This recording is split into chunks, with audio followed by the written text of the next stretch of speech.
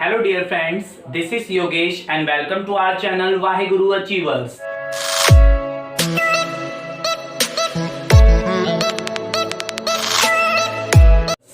आज हम देखेंगे कि 3 + 2√5 को कैसे इरेशनल नंबर प्रूव किया जा सकता है। मुझे पता है कि आप सबको ऐसे क्वेश्चंस करने में थोड़ी सी परेशानी आ रही होगी। जो स्टूडेंट्स अपना फर्स्ट चैप्टर कर रहे हैं उनको जरूर इस क्वेश्चंस को करने में परेशानी आ रही होगी। तो आइए हम देखते हैं कि इसको करने का सबसे इजी मेथड कौन सा है। इस टाइप के कैसे भी क्वेश्चंस हो उसको आप कैसे हैंडल करोगे, उनको कैसे सॉल्व करोगे, तो इसके लिए आपको ये वीडियो पूरी देखनी है, उसको समझना है, ठीक है ना। उस टाइप के क्वेश्चंस को प्रैक्टिस करनी है और आपको इजीली एग्जाम में जब भी ये क्वेश्चन आएगा, ये क्वेश्चन इंपॉर्टेंट है। फिर बता दूं मैं आपको, ये क्वेश्चन एग्जाम के लिए इंपॉर्टेंट है, तो आपको जरूरी है इस क्वेश्चंस की पूरी वीडियो इसको देखना और इस टाइप के कैसे भी कोई क्वेश्चन आएगा आप इस वीडियो के थ्रू उसको सॉल्व कर सकते हैं। तो लेट्स सी, हम देखते हैं कि इसको कैसे सॉल्व करेंगे। हमें सबसे पहले क्या करना है, जिसको रैशनल नंबर हमें प्रूव करना है उसे सबसे पहले रैशनल नंबर एज्यूम कर लेना है। तो हम क्या करते हैं, लेट एज्यूम 3 + 2√5 जो हमारा क्वेश्चन है इज रैशनल नंबर। सबसे पहले हमें क्या करना है, हमें 3 + 2√5 को रैशनल नंबर मतलब इरेशनल प्रूफ करने के लिए सबसे पहले, ठीक है ना, हमें इसको रैशनल नंबर एज्यूम करना होगा। उसके बाद हमें क्या करना है, अभी हम इसके साथ साथ अभी दूसरा क्वेश्चन भी करेंगे इसके जैसा, तो आपको क्लियर हो जाएगा कि इसको कैसे करना है, ठीक है। तो पूरी वीडियो प्लीज देखिए। ओके, आगे हम बात करते हैं, ठीक है ना। हमें उसके बाद क्या करना है, यहां पर फिर दोबारा यहां पर लेट करना है, लेट 3 + 2√5 = a/b। हमको ऐसे वाले क्वेश्चन में जिनमें इरेशनल प्रूफ करना है उसको हमें a/b मान लेना है या p/q मान लेना है, ठीक है ना, जो भी आपको सही लगे, ठीक है ना। चाहे आप a/b मानो, p/q मानो, तो इससे कोई प्रॉब्लम नहीं है, ठीक है। यहां पर जो हमने लेट किया है, ये जो हमने p/q लेट किया है, यहां पर हमें क्या करना है, हमें यहां पर लिख देना है वेयर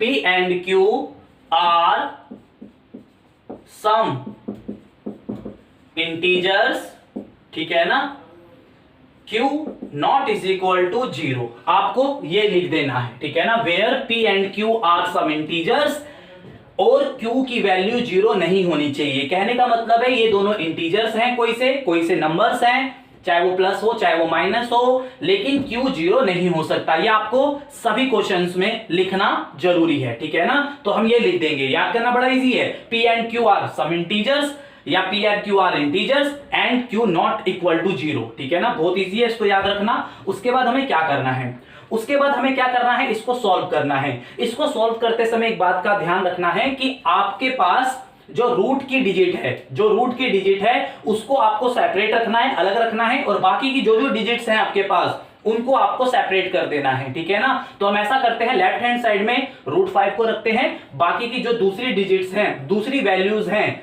चाहे वो कोई भी चीज हो, तो उसको हम क्या करेंगे, हम उसको सेपरेट राइट हैंड साइड में ले जाएंगे, ठीक है। तो हमें कैसे सेपरेट करना है देखते हैं। तो हमारे लिए क्या मतलब, हमें क्या याद रखना है कि जब भी कोई रूट की वैल्यू होगी, ठीक है ना, तो उसको आपको यहां पर सेपरेट रखना है और बाकी की वैल्यू को आपको राइट हैंड साइड में ले जाना है। आइए देखते हैं, ऐसा करते हैं। सबसे पहले 3 जाएगा वहां पर, ठीक है ना, तो p/q 3 वहां पर जाके माइनस का हो जाएगा क्योंकि यहां पे प्लस का है, ठीक है। अब क्या करते हैं, हम इसको थोड़ा सॉल्व कर लेते हैं पहले बेटा, ठीक है ना। तो फिर 2 को ले जाएंगे, जितना सॉल्व हो सकता है राइट हैंड साइड आपको सॉल्व करना है। अगर ये सॉल्व नहीं हो सकता तो अब आप इस 2 को इधर ले जाएंगे, फिर देखेंगे फिर कोई सॉल्व हो सकता है, कोई कैलकुलेशन हो सकती है। मींस आपको तब तक सॉल्व करना है जब तक कि कैलकुलेशन कंप्लीट नहीं हो जाती। तो अभी देखते हैं, अभी कंप्लीट नहीं हुई है क्योंकि आप अभी यहां पर एलसीएम भी ले सकते हो। तो एलसीएम लोगे तो क्या आएगा, q और 1 का एलसीएम लोगे तो q आएगा, q से q को डिवाइड करोगे तो 1 टाइम्स जाएगा, 1 को p से मल्टीप्लाई करेंगे तो p, 1 को q से डिवाइड करेंगे तो q टाइम्स जाएगा, q को 3 से मल्टीप्लाई करेंगे तो 3q, ठीक है। अभी कैलकुलेशन पूरी नहीं हुई है क्योंकि अब इसमें से ये माइनस नहीं हो सकता, हमें पता है p में से 3q माइनस नहीं हो सकता, क्यू से डिवाइड नहीं कर सकते, क्यू से हम ये क्यू को क्रॉस नहीं कर सकते क्योंकि बीच में माइनस है, तो ये कैलकुलेट नहीं हो सकता आगे। लेकिन ये मैंने क्या बताया था कि √5 को सेपरेट करना है, ठीक है, इसको अकेला रखना है, तो इसको अकेला रखने के लिए इसको 2 भी हटाना पड़ेगा। उतनी जितनी कैलकुलेशन हो सकती थी वो हमने कर दी, आपको अपनी कैलकुलेशन कंप्लीट करते जाना है। अभी हम जो दूसरा सम देखेंगे इसके जैसा, तो आपको क्लियर हो जाएगा ये सम्स कैसे करने हैं। उसके लिए आपको ये पूरी वीडियो देखनी पड़ेगी और मैं 100% कह सकता हूं कि आप इस टाइप के क्वेश्चन आसानी से सॉल्व कर लोगे, ठीक है ना। तो आइए हम इसके आगे देखते हैं। हमें क्या करना है, 2, अब आपको यहाँ पे 2 मल्टीप्लाई में डिवाइड में जाना है, तो यहाँ पे √5 अकेला हो जाएगा, p माइनस 3q और ये 2 कहां चला जाएगा, यहां पर, ठीक है ना, तो ये 2q हो जाएगा। ओके, 2 इसके साथ आ जाएगा। अब हम देख सकते हैं कि अब हम कैलकुलेट नहीं कर सकते और जो हमने कहा था वो चीज हो चुकी है, √5 सेपरेट हो चुका है, बाकी की सारी डिजिट्स उधर जाके कैलकुलेट हो चुकी है। तो हम समझ में आ गया इतना मेथड कि √5 को या रूट की कोई भी डिजिट होगी वो एक इरेशनल नंबर होगी। दोबारा बता दूं, जो भी रूट की डिजिट होगी इसमें यहां पर वो इरेशनल नंबर होगी, ठीक है ना। इरेशनल नंबर कौन सी डिजिट्स होती है मैं आपको क्लियर कर दूं, जो रूट के अंदर बेटा स्क्वायर रूट नहीं बन सकती है, जैसे 2 का स्क्वायर रूट नहीं निकल सकता, 3 का स्क्वायर रूट नहीं निकल सकता, 4 का निकल सकता है क्योंकि 2 2 जा 4 होता है ना, तो 4 नहीं लिखेंगे। तो जिसका स्क्वायर रूट नहीं निकल सकता, मतलब जो स्क्वायर रूट नहीं होते हैं वो इरेशनल नंबर होते हैं। 5 का नहीं निकल सकता, 6 का नहीं निकल सकता, 7 का नहीं निकल सकता, तो ये सारे के सारे इरेशनल नंबर होते हैं। तो आपको आपके यहां पर एक इरेशनल नंबर जरूर दे रखा होगा रूट में, चाहे वो √5 होगा, √3 भी हो सकता है, ठीक है ना, √6 भी हो सकता है, √5 भी हो सकता है, कुछ भी हो सकता है। उसको आपको सेपरेट करके बाकी की चीज को कैलकुलेशन कर लेनी है, ठीक है। कैलकुलेशन करने के बाद आपको क्या करना है, आपको इसके बाद क्या करना है, यहां पर देखिए बेटा, ये जो है ये, ठीक है ना, हमने p और q को इंटीजर माना था ना, तो यहां पर p और q इंटीजर्स है। इंटीजर्स माने कोई वैल्यू है। अगर यहां पर कोई ये वैल्यू होगी, चाहे यहां पे 5 हो, यहां पे q की जगह पे 6 हो, यहां पर भी q है तो यहां पे भी अगर 6 हो, तो आपकी जो वैल्यू आएगी वो p/q के फॉर्म में आ जाएगी। कहने का मतलब है ये रैशनल नंबर होगा। ओके, तो आपको इस वाले क्वेश्चन में जो आपका रूट के इस तरफ होगा वो आपका रैशनल नंबर होगा। कैसे होगा दोबारा बता दूं, ये इंटीजर्स हैं, इंटीजर्स माने कोई वैल्यू, चाहे वो प्लस हो चाहे वो माइनस हो। अगर q की वैल्यू 0 नहीं हो सकती क्योंकि हमने लिखा है q की 0 नहीं लेना है हमको, ठीक है। तो यहां पर जो भी वैल्यू हो, चाहे वो 15/30 हो, 15/65 हो, जो भी वैल्यू हो वो p/q के रूप में है। ये देखो, ये p हो गया, ये q हो गया, इसका मतलब ये रैशनल नंबर है। तो आपका मतलब इसका मतलब जो यहां पर वैल्यू सेपरेट हो रही है हमारा, वो आपके क्या होगा, रैशनल नंबर हो जाएगी, ठीक है ना। तो यहां पे हमें क्या करना है, here p minus 3q 2q जो हमारा सेपरेट हुआ है, इसको छोड़कर जो सेपरेट हुआ है, ठीक है ना, वो क्या है हमारा, इज अ रैशनल नंबर, ठीक है ना। वो क्या है, एक रैशनल नंबर है, वो क्या है, रैशनल नंबर है। अब एक चीज बताइए, जब ये रैशनल नंबर है, ठीक है ना, तो ये भी तो रैशनल होना चाहिए। क्यों होना चाहिए, बीच में इक्वल आया है।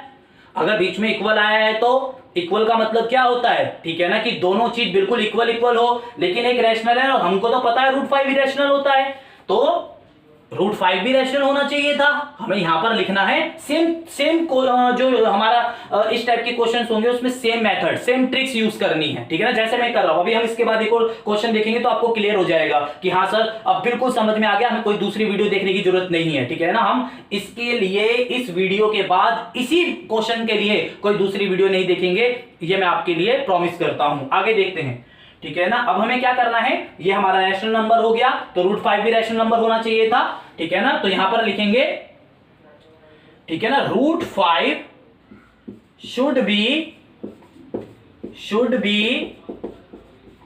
रैशनल नंबर, ठीक है ना। √5 रैशनल नंबर होना चाहिए। क्यों होना चाहिए, क्योंकि ये दोनों इक्वल में है, दोनों इक्वल में है। तो अगर ये रैशनल नंबर है तो ये भी, क्योंकि इक्वल वाली चीज का मतलब होता है राम की एज श्याम की एज के बराबर है, तो दोनों की एज 18 होगी, दोनों की एज 20 होगी, दोनों की ये थोड़ा ना कि इक्वल भी लिख देंगे और अलग अलग भी होगी। तो इसका मतलब हमें ये सीखने को मिला कि हम इस तरीके से इसको सोल्व करेंगे। अब आगे देखते हैं, ठीक है ना। अब वो एक रैशनल नंबर होना चाहिए, लेकिन रैशनल नंबर नहीं है, ठीक है ना। √5 शुड बी रैशनल नंबर, ठीक है ना, but √5 is an irrational number. लेकिन यहां तो √5 इरेशनल नंबर है, अभी मैंने आपको बताया इरेशनल होते हैं, लेकिन √5 यहां पर क्या है, एक इरेशनल नंबर है। इरेशनल नंबर है, ठीक है ना। इसका मतलब जो हमने ये एजम्पशन किया था, ठीक है ना, ये कि ये एक रैशनल नंबर है, वो गलत प्रूव हो गया, ठीक है। सिंपली अब हम लिख देंगे कि ये जो हमारा एजम्पशन था वो रॉन्ग था, ठीक है ना। So our assumption was wrong, हमारा एजम्पशन रॉन्ग था। हेंस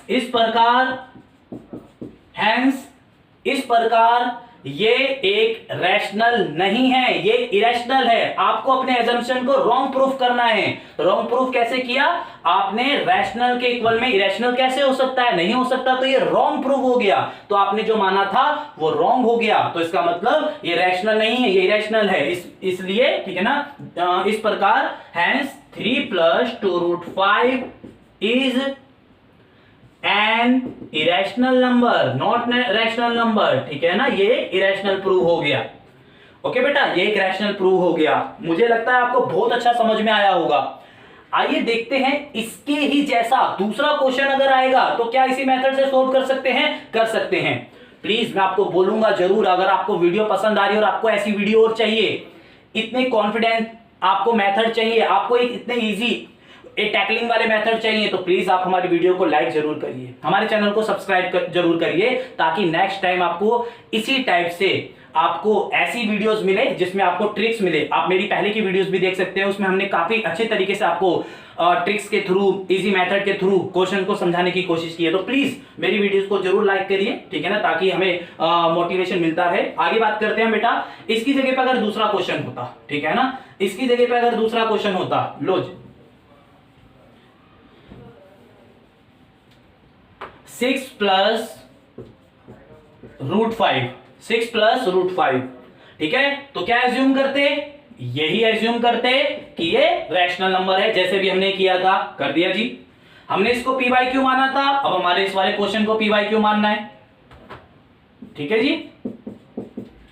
ओके बेटा, यहां पर उसके बाद अब हमने क्या किया था, मैंने क्या बताया था, जो भी रूट की वैल्यू, जरूरी नहीं यहां पे √5 होगा, यहां पे √3 भी हो सकता है, यहां पे √7 भी हो सकता है, जो भी होगा वो इरेशनल नंबर होगा यहां पर, ठीक है ना। तो उसको आपको सेपरेट करना है। तो अब हम यहां पर सेपरेट कैसे करेंगे देखते हैं बेटा। जैसे हमने यहां पे सेपरेट किया था वैसे सेपरेट करते हैं। √5 को यहीं रहने देते हैं, ठीक है ना, p/q और 6 को वहां ले जाते हैं। वहां पे बेटा पहले, इससे पहले कैलकुलेशन थी, क्योंकि वहां पे 3 भी गया था, फिर हमने एलसीएम लिया, लेकिन यहाँ पे कोई कैलकुलेशन नहीं है, खाली p/q लिखा है। तो सीधा आपको यहाँ से 6 सेपरेट कर देना है, 6 उधर ले जाना है, आपका √5 सेपरेट हो जाएगा, और वो उधर हो जाएगा, ये इधर हो जाएगा लेफ्ट हैंड साइड, और वो हो जाएंगे राइट हैंड साइड में, ठीक है ना। अब इसके बाद यहाँ पर हम क्या कर सकते हैं, अब एलसीएम ले सकते हैं, मतलब आगे कैलकुलेट हो रहा है तो पूरा कैलकुलेट कर देंगे। यहाँ पे 1 लगा देते हैं, ठीक है, नीचे q, ठीक है ना। q का q में टेबल पढ़ेंगे तो 1 बार जाएगा, 1 को p से करेंगे तो p, 1 का टेबल q में q टाइम्स जाएगा, q को 6 से करेंगे तो 6q। अब ये कैलकुलेट नहीं हो सकते, लेकिन ये रैशनल नंबर बन चुके हैं, क्योंकि ये इंटीजर्स थे, तो ये रैशनल नंबर बन चुके हैं, ठीक है ना। तो यहां पर क्या लिखेंगे कि अब हमारा ये रैशनल नंबर है, ठीक है ना, ये रैशनल नंबर है, कौन सा, हियर, ठीक है ना। अब हमारा ये राइट साइड वाला p - 6q/q, ठीक है ना, इज अ रैशनल नंबर। अब √5 should be rational number, √5 should be, ये भी रैशनल नंबर होना चाहिए, क्योंकि ये रैशनल नंबर है ना, तो ये भी होना चाहिए ना। तो यही स्टेटमेंट लिखेंगे ना, ये पूरा वही सेम रहेगा। अगर यहाँ पे √3 बचता, यहाँ पे √3 सेपरेट होता, तो यहाँ पे बस आप √3 कर देना। यहाँ पे √7, जो भी यहाँ पर रूट की वैल्यू आएगी, वो रूट की वैल्यू आपको यहाँ पे लिख देनी है इस स्टेटमेंट में। तो यहाँ पर √5 ही है, तो हमारे पास वही स्टेटमेंट रहेगी, √5 should be rational number, but √5 is an irrational number. √5 rational number होना चाहिए भाई, √5 रैशनल नंबर होना चाहिए ना, क्योंकि ये रैशनल है और रैशनल और बीच में इक्वल है, ठीक है ना, बीच में इक्वल है तो दोनों बराबर बराबर होने चाहिए, लेकिन ये तो रैशनल है और हम सबको पता है ये तो इरेशनल है। तो इसका मतलब क्या हुआ कि जो हमारा एजम्पशन था वो रॉन्ग है, और इस प्रकार जो हमारा जो क्वेश्चन था, वो जो हमने माना था रैशनल नंबर, वो रॉन्ग हुआ, ठीक है ना। इसका मतलब ये इरेशनल है, रैशनल नहीं है। तो जो हमने लेट किया है उसको गलत साबित करना था, वो हमने गलत साबित कर दिया। तो इसका मतलब जो रैशनल नंबर हमने एज्यूम किया था वो गलत हो गया और ये इरेशनल बन गया। अब हमारे पास है 6 + √5, ठीक है ना। मुझे लगता है आपको बिल्कुल अच्छी तरीके से समझ में आया होगा।